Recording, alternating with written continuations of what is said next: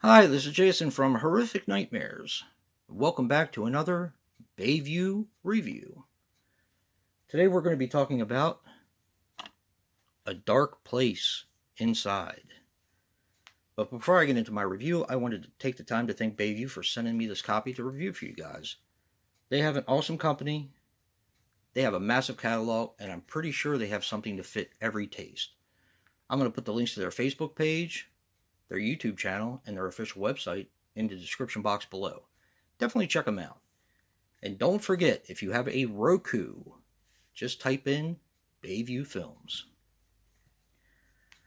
A Dark Place Inside is a 2014 film which runs approximately 80 minutes and is written and directed by Mike O'Mahony.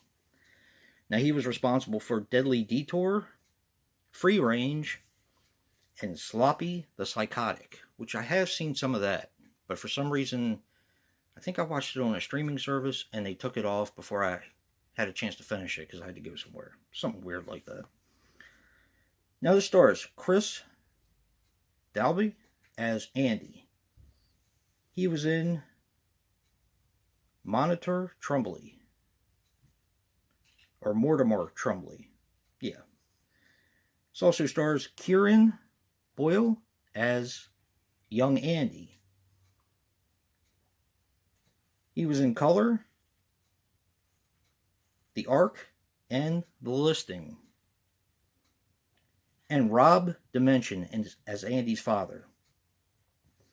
He was in No Clowning Around and Rabbit Hole. Now, this has a very simple story, and this is more of a case study. Yes, it's a slasher, but it's also a case study, and it kind of fits into the realm of Maniac and angst, movies like that. So you have Andy, who is basically a serial killer.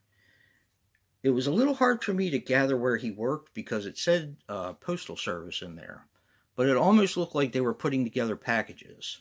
So I'm not exactly sure where he worked. It just had something to do with the postal service. And he goes about his business every day, doing his job, kind of keeping to himself. But at night, he goes and kidnaps a woman and basically tortures her and cuts off her head to keep in his collection to put in a jar.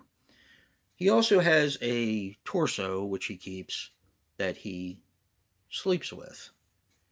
And I'm not talking about sex. I'm talking about basically sleeping with something else in his bed, along with a new head that he's kind of gotten.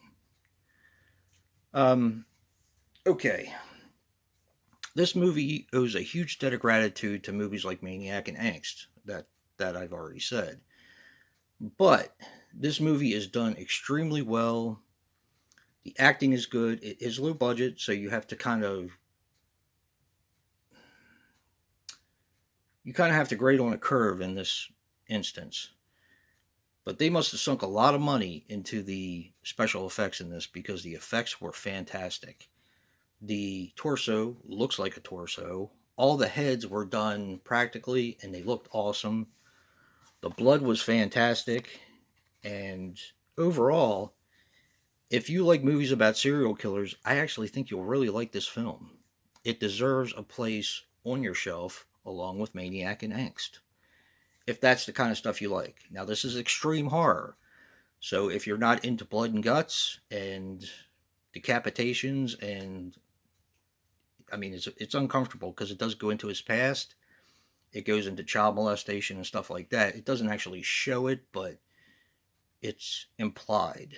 So you may want to stay away from it if you're offended by that sort of thing, which we all are to a certain degree. But it does make for an interesting story about a serial killer. Check out A Dark Place Inside. I really liked it. I think you will too. And if you like what you see in here, hit that like button and subscribe. And until next time, peace.